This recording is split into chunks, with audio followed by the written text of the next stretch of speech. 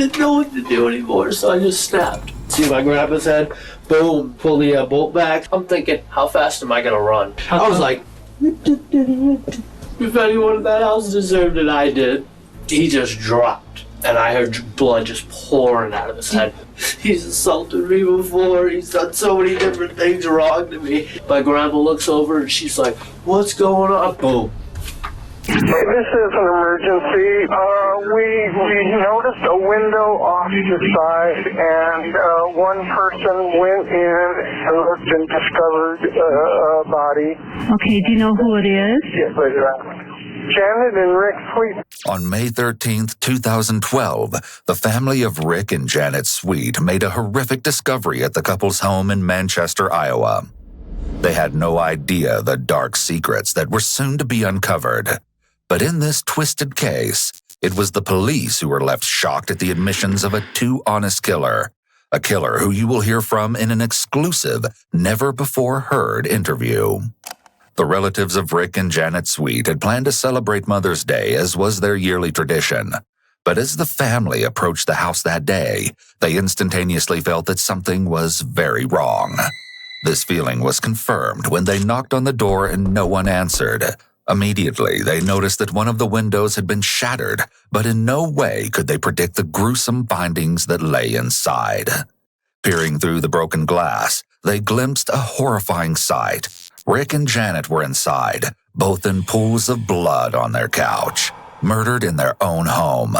Shocked and in a panic, a call to 911 was quickly made. There is certainly a body inside, and I noticed a gunshot through the window, and so rather than go in and explore, we're calling you. But a burning question lingered in the air. Who could have committed such an evil act? The horror of the discovery was made all the worse as the investigation began. Rick and Janet's family members quickly informed the police that there was one person still unaccounted for, the couple's 17-year-old grandson, Isaiah Sweet, who lived in the home with them. Fearing that he may have met a similarly grisly end, authorities began looking for the missing teen, but they never could have imagined what they would uncover when they finally caught up with Isaiah. On May 14th, the day after the bodies were found, Isaiah was finally located in Cedar Rapids after previously driving 75 miles to Iowa City. Apparently, the teenager was spotted walking towards a park and was quickly pursued by nearby officers. Isaiah seemingly tried to outrun them, but quickly surrendered once he heard the sound of police dogs on his trail. Now knowing that no harm had come to Isaiah, at least not the kind that his grandparents had suffered, the police were eager to hear if he had any insight into the horrific crime. He was promptly brought in for an interview. You'll notice that Isaiah is in handcuffs, and you'll soon understand why. Put those things off you. Probably feel a little bit better. Oh, yeah. You're gonna be good with me, right? Yes, sir. All right. The detective offers to remove Isaiah's handcuffs as a gesture of goodwill and to try and build positive rapport with him. This also serves the purpose of removing the constant reminder that Isaiah is in police custody, which may help him feel more comfortable. Why don't we shut this thing for privacy, okay? Yes, sir. Grab some of that food, okay, Isaiah? Isaiah, since we haven't officially met, hey, my Nice to meet name's you. Scott Rieger. I'm Okay, I'm Isaiah an Sweet. agent with the Iowa DCI. I am a police officer. I don't look like it, but I figure this is a little bit more comfortable for me. So After this, is there any way I can go to the hospital for this? I cut it open on a rusty fence, and Absolutely. I'm pretty sure Absolutely. I'm worried about tetanus. Yep, nope, absolutely. Isaiah isn't being interviewed in a typical interrogation room, but instead is in what appears to be the detective's office. This isn't ideal, as there are numerous distractions that will be a constant reminder of where he is. I'm going to show you this here. This is called a statement of rights and an acknowledgement of a waiver, okay? Right to remain silent. Anything I say can and will be used against Yep. me in a court of law. Right to an attorney if I cannot afford one will be appointed to me. You've got those things down already, Yes, sir. don't you? Okay, let me read these to you. Is that all right? All right. All right.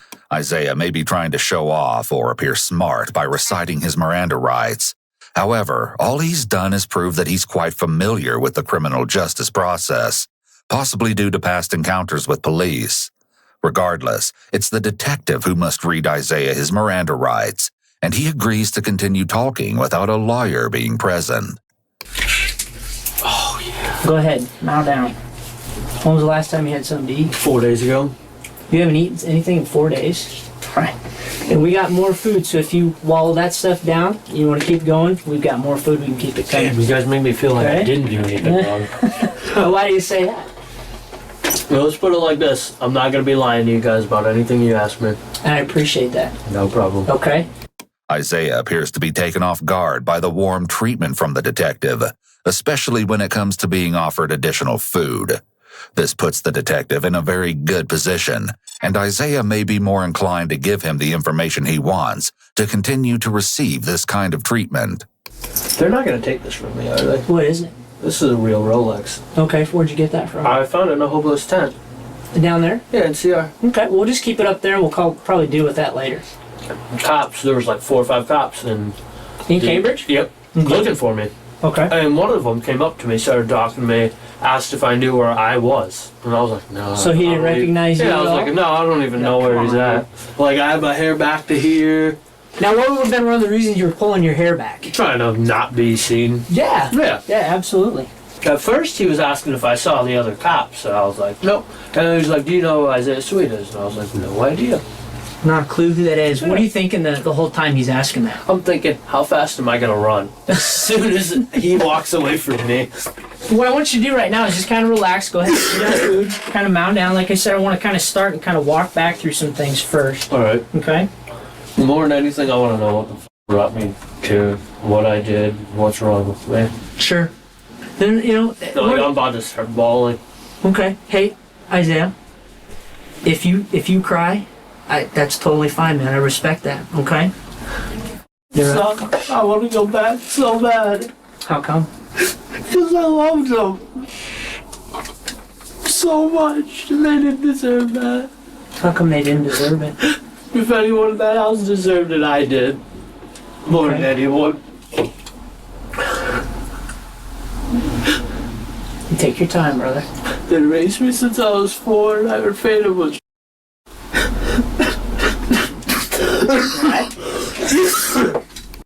Janet and Rick had taken custody of Isaiah when he was just 4 years old, due to their daughter's inability to care for him.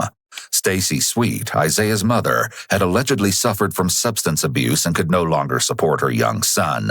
But her parents were more than willing to take him into their home. Immediately, Isaiah will answer one of the questions looming over the investigation. But even with this reveal, there are even more disturbing questions left to be uncovered. When you say what happened that night at the house, what happened? Shot both of them. Okay. What'd you shoot him with, Isaiah? The assault rifle. An assault rifle? You remember what it looks like? Black. Okay. What, Black, bolt action, 10 or more round clip. It's, Czechoslovakian. Okay. AR-15. Okay. Okay. It takes a lot to admit that, Isaiah. Okay. That's not an easy thing to do.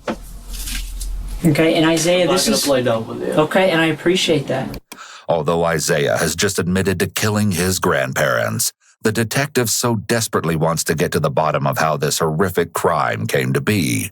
In doing so, he ensures that there is nothing preventing Isaiah from answering any question that may be thrown his way. How you feeling, right? I mean, you're with me right now, feel right? like I don't really know, like, much, but... Okay, well, let me ask you this, Isaiah. You understand who I am. Yes, sir. You understand I'm a police officer. Yes, sir. You understand that the guys who brought you up here, why they had to Yes, find sir. you, okay, and they brought you up there. There's nothing medically right now that's preventing you to talk to me, No, sir. right? But you understand the questions I'm asking you right now, okay? There's no question that you're not smart enough to handle these I'm questions. extremely intelligent. Okay. And you know what? I get that. I think you I are. just make stupid choices. Yeah. And sometimes we do, Isaiah. Look at me. I'm never gonna be able to go back on it. No. And that's, you know what, Isaiah, part of this is that what you're doing today by telling me the whole truth as far as what happened, not only what's leading up to it, but what happened during it. I know it's going to be tough to walk through, but we need to do that, okay? And then we need to talk about what happened afterwards, okay? All the details we need with this is your chance to start healing yourself on the inside. Walk me through Friday. What's going on Friday? Walk me through the time you wake up on Friday morning. We'll kind of walk through that. Friday. When someone's gaze drifts to the left after they're asked a question, this generally indicates that there is some inner dialogue going on in their head. This doesn't necessarily mean they're being deceptive. However, detectives will take note of this behavior. He sat at home on house arrest all day. Okay. Were Grandpa and Grandma home? And then I went down to the basement. There's a door that goes into the garage from the basement. I went up to the garage and then in their room, took the assault rifle out of their room. And then I loaded it with 10 bullets, walked up the stairs, took like a point like this, had earmuffs on and everything. I took a point like this, stepped up one stair so I could see my grandpa's head. Boom, pulled the trigger back, pulled the bolt back, shot my grandpa twice in the head. Where was your grandpa sitting? They were both sitting on the couch. Okay. And where were you at? I was on the stairs coming up, like coming up from that landing? Okay, because I've heard, I haven't been inside your house, but some of the guys were up there the other day and they're kind of going through it. hollow point assault rifle rounds. And then I went up to him and I just broke down, started crying. I told him how much I loved him. Apparently, the teenager was heading down a tumultuous path filled with partying, substance abuse, and rebellious behavior. During his high school years, Isaiah had supposedly begun to fraternize with a crowd of older kids, where he used substances such as marijuana and methamphetamine. Along with this, he allegedly possessed severe learning disabilities, making his education all the tougher to accomplish. Unfortunately, this only led to further issues, as Isaiah dropped out of high school at the age of 16. It seemed that after this, the unruly teen's dangerous actions were beginning to manifest at home. During the course of the last year leading up to the horrendous crime, Janet and Rick had called the police 18 separate times on account of Isaiah's unpredictable nature. On one occasion, that in hindsight would foreshadow the events that followed, Isaiah threatened to kill his grandfather and hurt his grandmother, along with burning the house down. On September 8, 2011, police once again made their way to the infamous house to try and stop the emerging incident. They instructed Isaiah to calm down, but instead of obeying the command, the angry teenager retaliated by going at his grandparents once more, before being handcuffed and placed on a couch. It's reported that once calm, Isaiah was informed that he would be charged if the officers had to return to the house. Numerous other encounters consisted of the same nature: violence, substance use, and threats.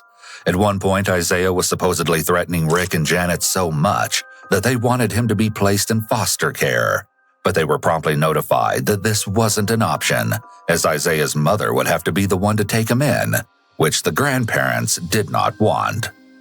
On April 11, 2012, the most recent call to the police was made due to the fact that the teenager was using a lighter and aerosol to make a blowtorch inside the house.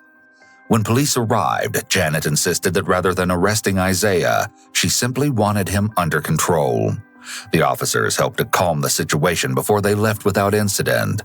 Another call to law enforcement occurred when the grandparents suspected that Isaiah had been using illegal substances, which was confirmed once a search discovered a marijuana pipe within the residence. Despite the history of police calls, Isaiah tells a very different story of this turbulent period in his life, and you'll hear it all for yourself. I've tried to kill myself every single night since it happened. Take your time, man. It's possible that Isaiah is seeking attention or sympathy from the detective. I just want to know what's wrong with me. Well, would you agree that there's nothing wrong with you, Isaiah? Would you agree with me on that? From this standpoint, Isaiah, look at me, okay? Okay? I don't think that there's anything wrong with you. I'm just going to prison for the rest of my life. Well, Isaiah, let's not focus on that right now. Let's focus on getting past this thing right now as far as what happened, okay? If you can focus on those details with me, okay, we'll worry about all that other stuff later. Okay? You're a normal, smart kid, right? Okay, you're nodding your head at me, yes, all right? And I've spent the last 2 days with a bunch of our other agents. We've been talking to people that know you. I haven't heard one person that said, you know what, that guy's a moron. You're a smart guy. Okay, would you agree with me? Don't mind me asking. Oh, we've talked to all your friends, okay? People that used to know you from school. Okay, and Isaiah, the story that they're telling us is that you're a pretty smart kid. Would you agree? Really intelligent. Yeah. Okay, so I don't think that there's anything I took wrong. an ACT pre-test. Stick got a 32. Okay, that's pretty good. Yeah. That's pretty good. But you would agree with me, there's nothing wrong with you, right? Just whatever came over me other than that, though. Okay. The detective may be trying to confirm that there is nothing wrong with Isaiah that could potentially indicate that he was not in his right mind when he committed the murders. At the same time, it's possible that he's flattering Isaiah about his intelligence as a way to build rapport. Let me ask you about this. I think you mentioned that you went downstairs into the basement. Which did you go for first? Did you go for the rifle or did you go for the ammunition? Walk me through that. Okay. When I went downstairs, first, I was just going to hit them both in the head with a bat. Okay. So it wouldn't be so messy, you know. It wouldn't be gunshot from an extremely loud assault rifle. Sure. What's going through your mind when you're making that choice? When I came up right behind my grandpa when he was washing dishes with a bat in my hand. I put it right behind his head. Came back like this, and I couldn't do it. That night? Yeah. Okay, did he notice you were back there? And I came up behind him about 15 different times, and he didn't notice me once. What about your grandma? Nope. Emotionally, it would be much more difficult to kill someone with an object like a bat or knife. It would most likely take numerous strikes to actually kill the victim, so the perpetrator would see their facial expressions and reactions as they were attacked. This may have been part of the reason why Isaiah chose a murder weapon that would almost guarantee a quick finish. It also creates physical distance between the perpetrator and the victim, making it easier to carry out the act. Okay, where was Grandma at? She was out in the room. What was she doing? She was sleeping? Okay. The gunshot woke her up. Okay, the gunshot when you shot your grandpa? She didn't know what to do. She looked over at her husband. His brain was hanging out of his head. Like, I'm not even being exaggerative at all. Sure, and I wasn't up there. Like, this whole part of his head right here was gone. And then my grandma's right here, all that was gone. Okay. Did when you, and we're kind of getting away from that, I know we're going to do that, okay? Go ahead and take a bite of your sandwich. It'll kind of help calm you down a little bit, too. When you went down to go you went and got the ammo first, right? Or you went and got the gun. Okay, this was after I had it out with the bat. Okay. Got the assault rifle, brought it down in the basement, got in the ammo box, it's in the basement. There's over 30,000 rounds for that assault rifle in there. Does he keep his ammo down there? So you knew his ammunition was downstairs. Yep. Okay. Does he keep it under lock and key or? Nope. Okay, so you knew that you have free access to it. Okay. And so what did you do next? Got the hollow point rounds because I knew they'd do the most damage. When asked by the detective why he chose the hollow points, Isaiah states that he didn't want his grandparents to go through any pain, indicating that he didn't intend to injure or maim them, but in fact clearly wanted them to die. So you knew that the solid ones, they might have lived through those. Yep. Okay. And you didn't want that. Yeah. But shot my grandpa, he just dropped, and I heard blood just pouring out of his head. My grandma looks over, and she's like, "What's going on?" Boom. Shot right there, grazed her head, and she was still moving, so I shot her right here through her head. How close were you, Isaiah? I could have made the shot for 300 yards. I'm an amazing shot, but I was probably 10, 15 feet away, if that. Okay. Well, honestly, from the barrel of the gun to my grandpa's head, 6, 8 feet. Next, the detective asks Isaiah why he wasn't able to go through with using the bat as the murder weapon. Why'd you stop? Why didn't you use the bat? Bring myself to put them through any sort of pain. Okay. And I think you mentioned it would have been too messy too, right? No, I didn't want it to be messy. Okay. That's why I wanted to do it with a bat. Okay. Did you think the bat would be a cleaner way to kill him? Cleaner. Okay.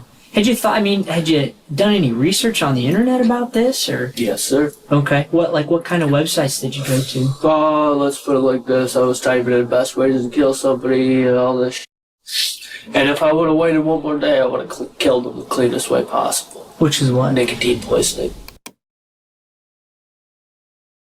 And Isaiah, you understand that these are your grandparents. You know that they're human beings, they're people, right? Yeah. You're nodding your head at me, yeah. Okay. Is there any particular time why you only shot Grandpa once?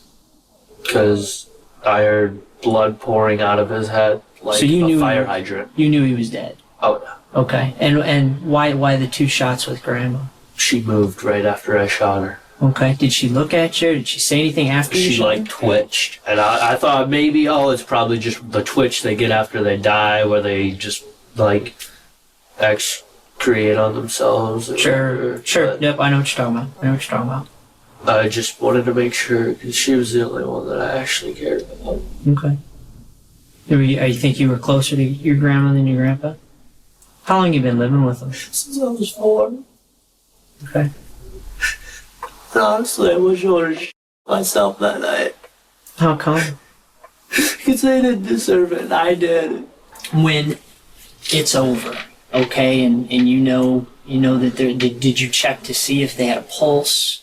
Did you check them at all? My grandma's whole side of her face was blown off, and so it's Okay. his. So, like, his brain was like on the coffee Okay. table. But you didn't go over No. and, just to double I check? kissed both of them and then packed my left Okay, why'd you kiss them? because I love them. Kissing his grandparents after killing them could be an indication that Isaiah may have had some sort of emotional response after all. But at the same time, he may be lying, as he would have likely gotten blood on his face or clothes, and he made no mention of changing before packing his bag and leaving. If he is lying, he may be trying to present himself to the detective as remorseful or caring. Furthering this, Isaiah then states that after he had committed the unthinkable acts, he prayed for forgiveness.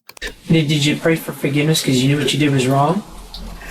Right away, I just did. Right away, I wanted to take it back. I don't know why I did it.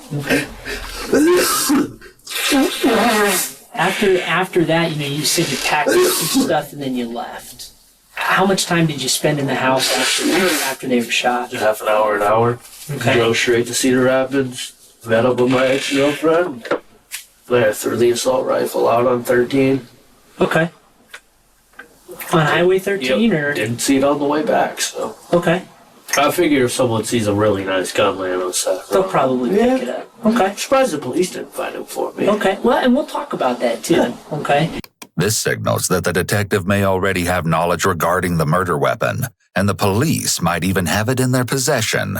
As you're getting stuff ready in the house, did you pick up any stuff? Take anything out?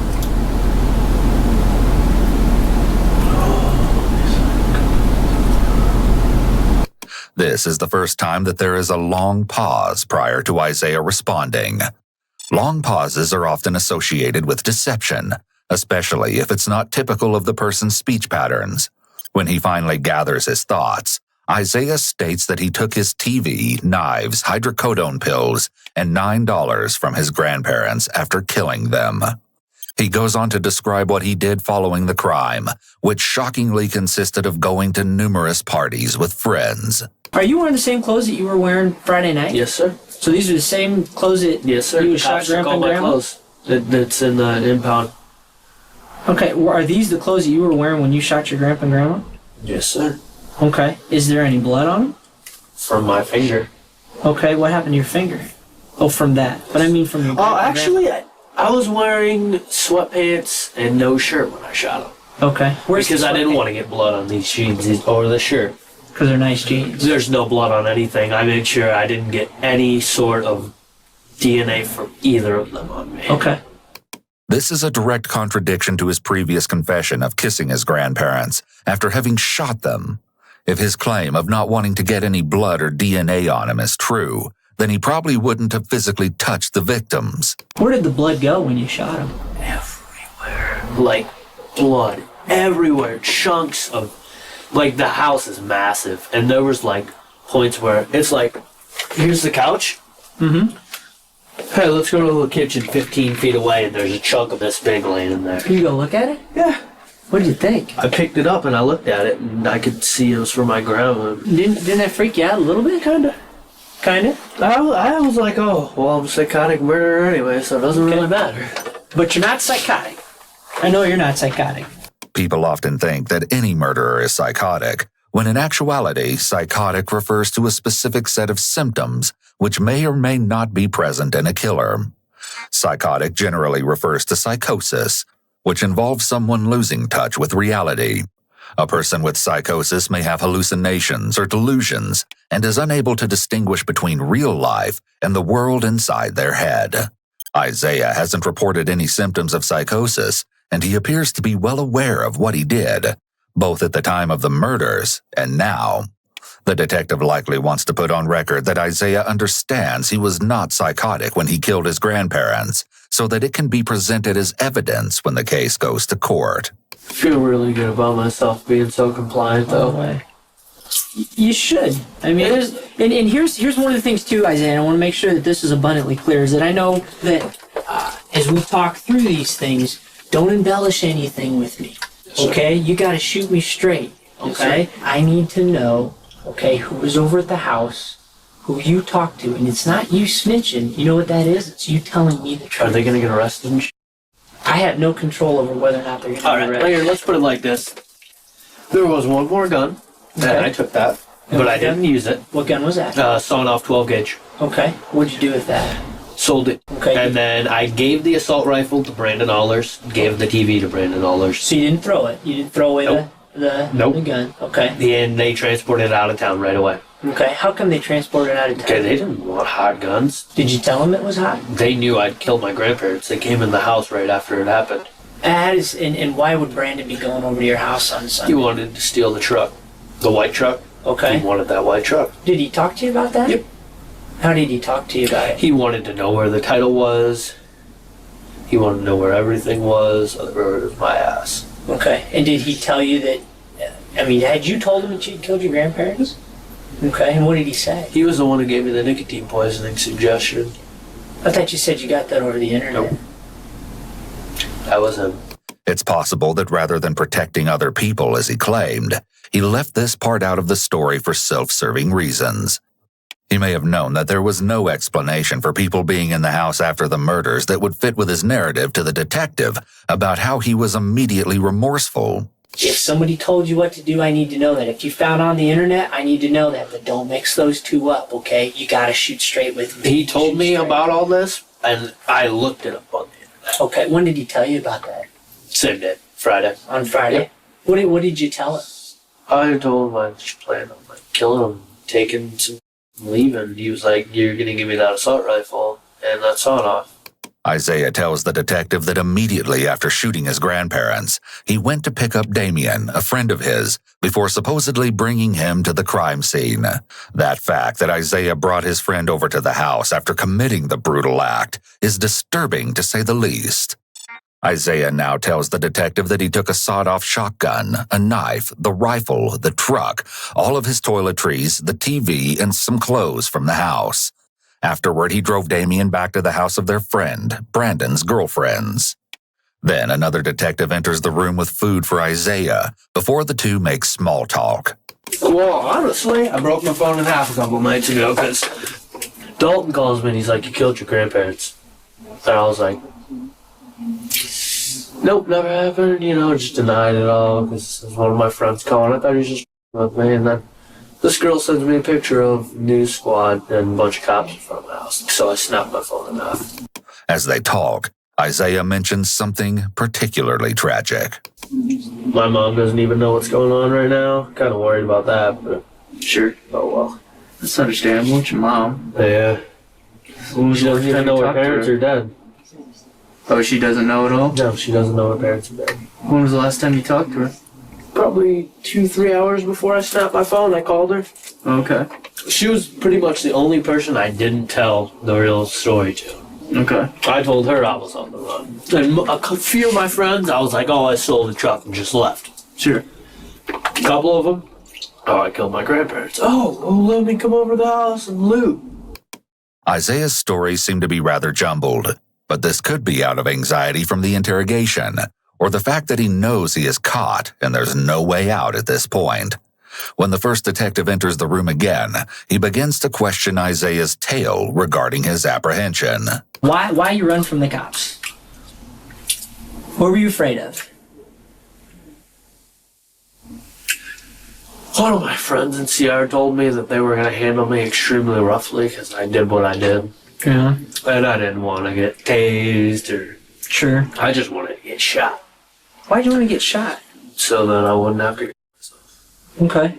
Why didn't you want to kill yourself? Because it was too damn hard. It just didn't work, ever. Just didn't work. Never works. Okay. I just think God wants me here for some damn reason. Okay.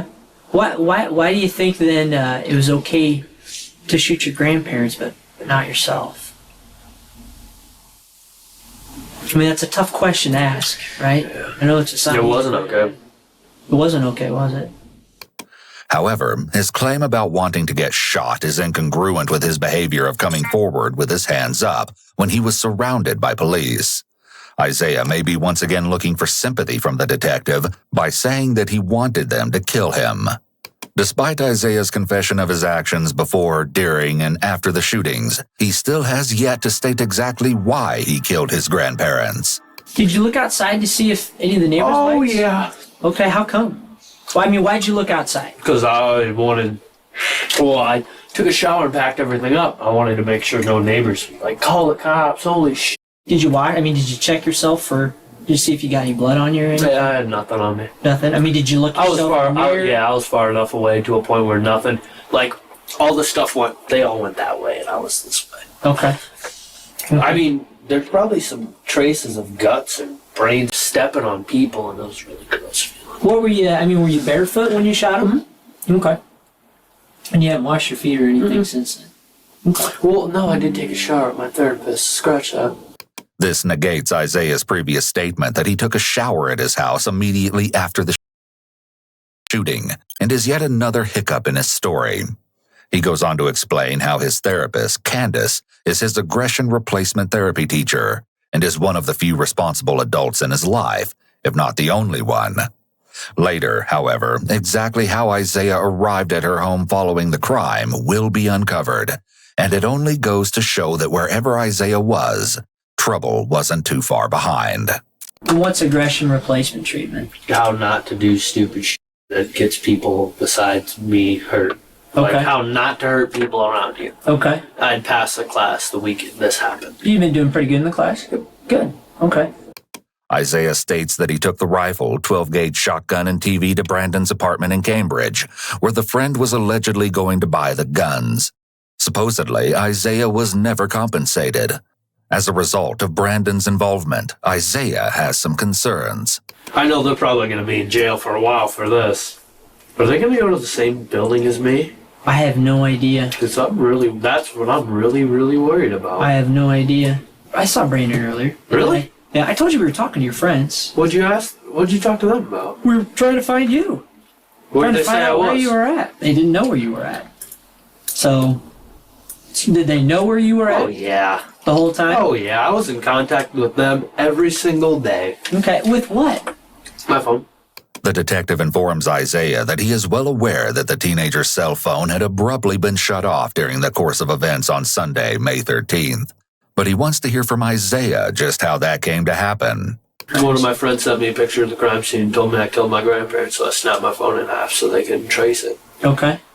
I'm So not how a did stupid you- person. I know you're not. I know you're not. I'm a Steve. very smart criminal. Oh, you are. I've got a criminal mind. Okay. I do. This is likely a sign of narcissism, as Isaiah may see himself as superior and more clever than other people.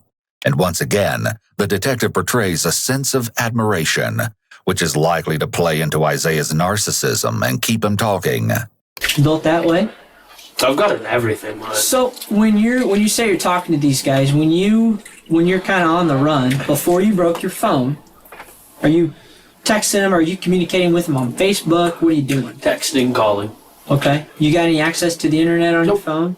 It was a flip phone. I was tweeting a storm up, though, and I think I updated my Facebook status a couple times through, like, you can text it to Facebook. Oh, okay.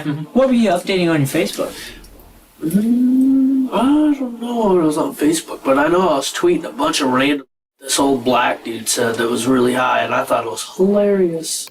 Isaiah did in fact contact his friends following the murders, even confessing to one of them his additional crime of theft, texting a stolen Chevy Avalanche. Cham. His friend's response, a simple LOL, followed by Isaiah's chilling return, "I'm nuts." Along with this, Isaiah began to post alarming statements on Twitter, starting on May 11th, the same day of the murders. Isaiah stated, "No excuses, no apologies," followed by, "I'm dying," but his next quote was even more horrifying, as it was posted around the same time as the violent shooting was committed. At 12:10 a.m. on Saturday, May 12th, he wrote, "Time to live my life." The detective switches gears by inquiring about Isaiah's run-in with law enforcement on the early morning of Sunday, May 13th. You'll recall that this was the day Rick and Janet's bodies were found, 2 days after they were shot. Apparently, Isaiah had been driving 2 girls around Iowa City in the previous hours, making several appearances at nearby parties. As the night was coming to a close, they stopped at the fast break convenience store located on Naples Avenue, and someone in the group allegedly tried to open the locked doors of the business, thereby issuing an alarm trigger. When police arrived, Isaiah and his passenger supposedly denied any involvement, but police would later claim they were indeed lying. Not only that, but Isaiah failed to provide a valid license, as his was previously suspended for an unknown reason. In an attempt to cooperate, the passengers allegedly notified the officers that Isaiah was hiding drugs in a duffel bag within the vehicle, along with a hunting knife. But Isaiah denied permission for law enforcement to search his truck, and instead told them that he had various drugs stashed away. Isaiah was quickly taken into police custody, where it was discovered that he launched another string of abnormal tweets.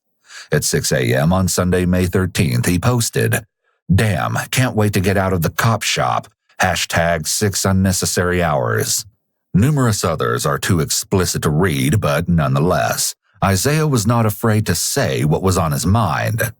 As he tweeted away on his phone at the police station, officers notified Isaiah that he could only be released upon the authorization of a legal guardian, since he was underage. The teenager swiftly realized that this was a massive issue, as his 2 legal guardians were, thanks to his doing, no longer alive. According to him, he lied and told law enforcement that his grandparents had been in Minnesota on a fishing trip and had limited cell phone service, but they would be able to get in contact with his mother. Sure enough, Stacy allowed Isaiah to be released and handed over to his therapist Candace, where Isaiah supposedly ate sausage, eggs, and hash browns and took a shower. Not too long after his short-term stay at her house, Candace seemed to find a shocking object within her residence and thought that it may have belonged to her patient, Isaiah. Immediately, she contacted the local authorities without his knowledge. Let me ask you this, is we got a call from her today. Was there any reason that there was a .40 caliber round that was found up there? Mm-mm. Nothing? Did you have a handgun on you at all? No, sir. No .40 caliber You rounds? can lie detect me for that. No, Okay. sir. Okay, so a .40 caliber round that would have been found up there Where was it found? in her house. Really? Mm-hmm. No, sir. Not from you? No, sir. Okay. You're sure? Absolutely not. Okay. Although the .40 caliber round was identified at Candace's home, it has never been confirmed as to who it belonged to. Isaiah states that his stay at his therapist's house lasted a mere hour and a half before she supposedly drove him back to the Cambridge apartments, where he met up with a girl named Alicia. Did anybody even try to go to my phone records? That's one of the things that we commonly do, is we try and get phone records. Yep. And if you have murder charges or something, felony like that, you can get phone records like that. But how do you know that? I know everything. I know, but how do you know that? I mean, you researching it? I know a little bit of everything about everything, honestly. Like, Okay. you learn something new every day. Sure. Isaiah appears to possess several narcissistic traits, such as being egotistical and having a grandiose sense of self. He views himself as a very smart criminal, which is incredibly ironic given that he was arrested so soon after the crime and is currently being interrogated. Let me look back at my notes here, make sure I'm not missing anything. If you want, I can look through them and tell you if you missed anything. I bet you could. It's possible that Isaiah is once again implying that he thinks he's smarter than the detective and could more easily find any mistakes. He's also likely very curious about what the detective has been writing down about him. But of course, the detective does not allow this to happen. So who all do you think you've told about this? Brandon? He told everyone. Before or afterwards? I don't know when he started texting people, but Okay.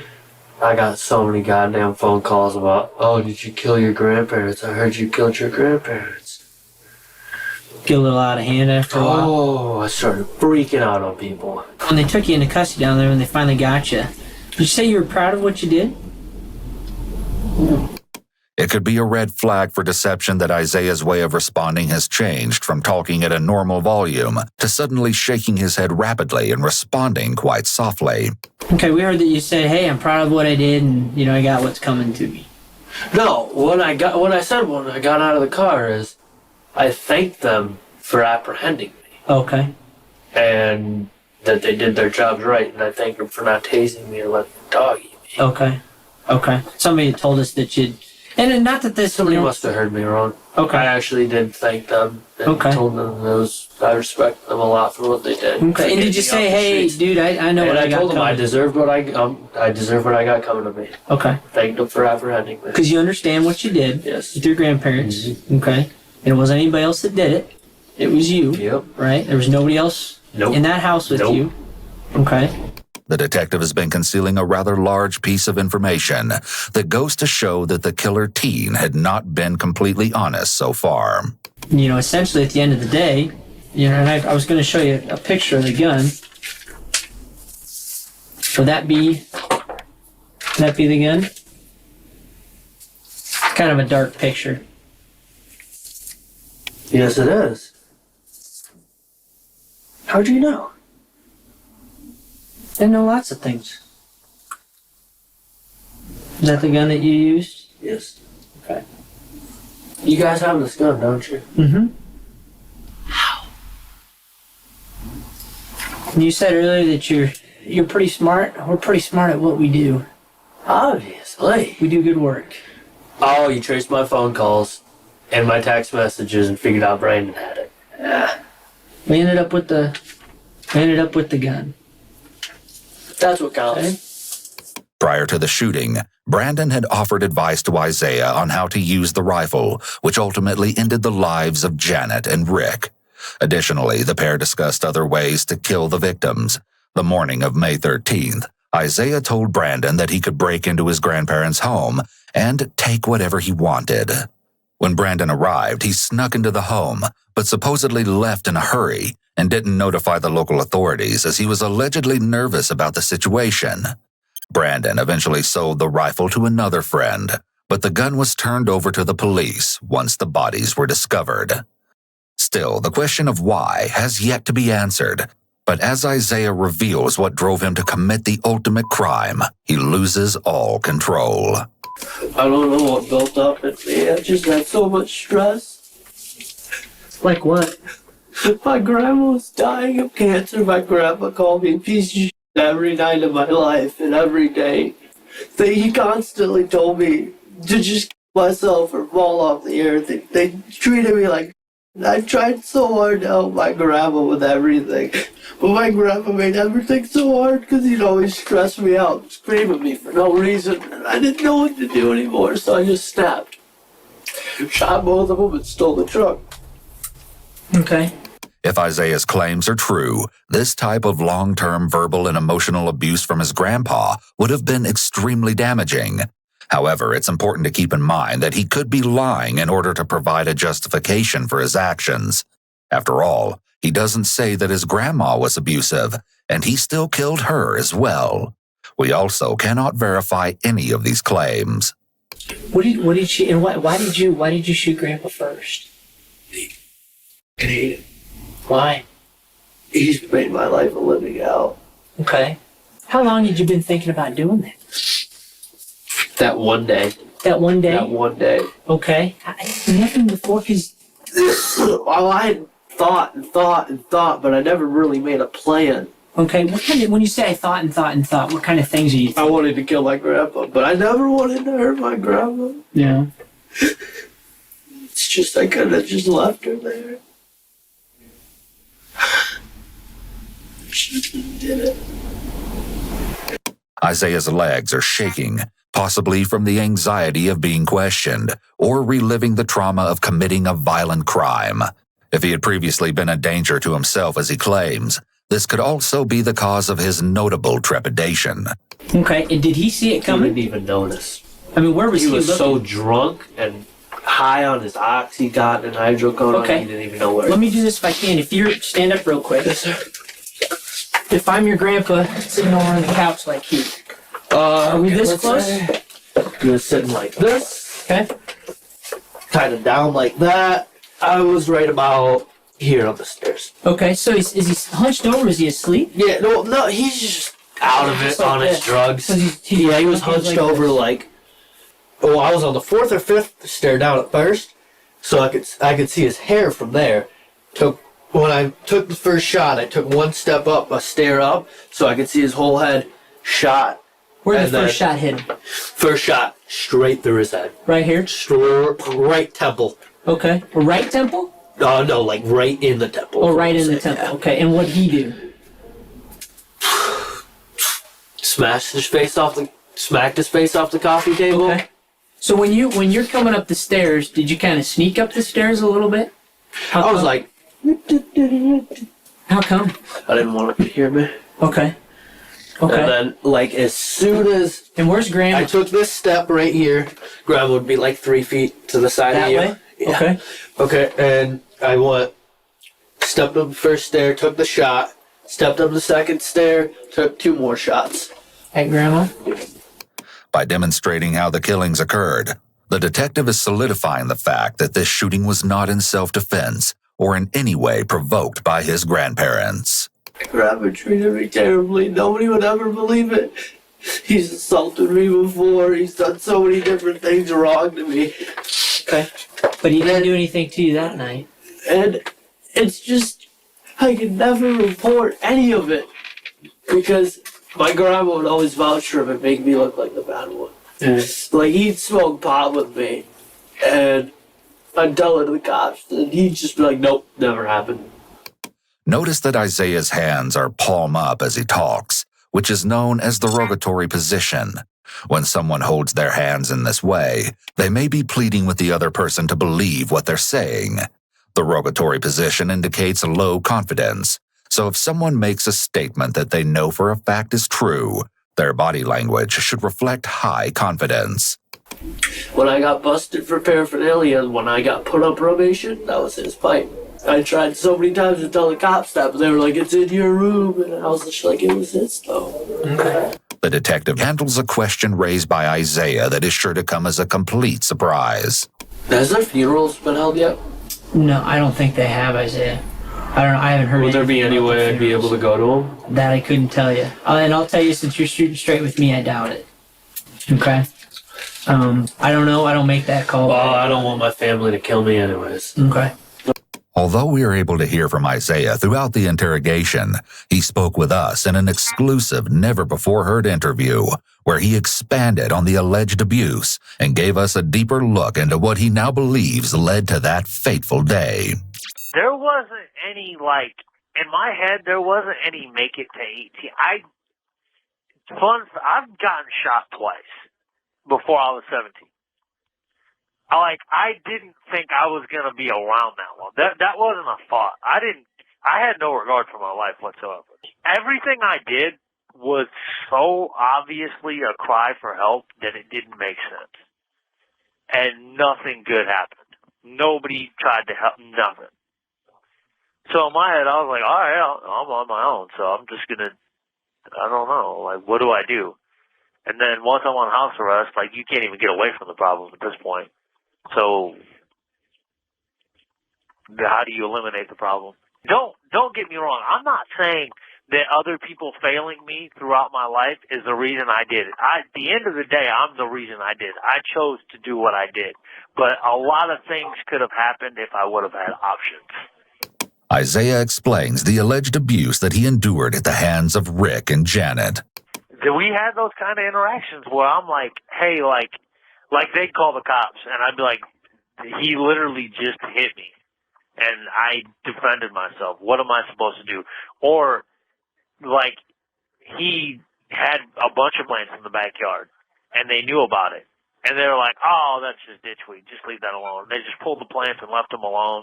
And there was a few occasions where I was like, okay, he assaulted me, like literally. And my grandma would be like, no, it didn't happen that way. He hit him first. And they'd be like, well, if you press charges, you're both going to go to jail because they both say that you did it first. And it's their word against yours. No one's going to listen to a dumb kid. Who cares about the kid, right? Doesn't matter if a 15-year-old's getting his ass kicked. That's irrelevant.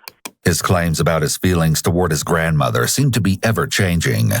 During this particular account, it seems he's placing at least some of the blame on her, which is in contrast to his statements during his interrogation. I wanted to kill my grandpa, but I never wanted to hurt my grandma. She was a mega enabler, and the verbal abuse and the emotional abuse was from her. She was the one that was doing a lot of the screaming, and like she'd always back him up. And like, great example, I attempted. I was like, all right, I'm just gonna leave. And she's like, I wish you would have just ended up yourself making it work. It would have been a lot easier on us. Like she'd say shit like that. Well, I don't want to just tell my story because it'll help me get out. Because obviously I know that. That's one of the first thoughts. But the first thought, the initial thought is this could help a lot of kids. Like if some kid that's 16 years old is getting his ass beat, hears me talk about it and how it feels to be alone, and it helps them, and they actually go and talk to somebody about it, then that's worth telling my story. That's worth reliving all the points. Like the biggest thing I want to do with my life, I want to be an advocate for at-risk youth, because I feel like if somebody would have just talked to me and really understood what I was going through and been like, hey, I get that, like, but you're okay, like you're not by yourself, I think that probably would have changed a lot, because the hardest part about it was feeling like I was alone. Today, Isaiah has seemingly found a new path, even accomplishing some rehabilitative programming, along with achieving his career readiness certificate. His co-conspirator, Brandon Allers, took a plea agreement to testify against Isaiah and was sentenced to 18 years in prison for his part in the horrific murders. This story doesn't end here, though. When police were finally able to search the grandparents' home, they allegedly found numerous internet searches on one of the computers, locating various methods on how to kill someone. In another sickening find, according to news sources, authorities supposedly uncovered inappropriate photos of children. The pictures were allegedly found under the grandfather's account, but nothing else has ever been revealed about the horrendous discovery. During Isaiah's trial, a clinical psychologist testified that during the time period of the crime, Isaiah possessed the emotional maturity of a 12 to 14-year-old. But this did not stop the killer from facing the inevitable consequences. Initially, Isaiah was sentenced to life in prison without the possibility of parole, but in an unexpected turn of events, the judgment was overturned. After 4 years behind bars, Isaiah was resentenced to life in prison with a chance at parole, without a minimum incarceration time. This means that there is no telling when or if he will be released.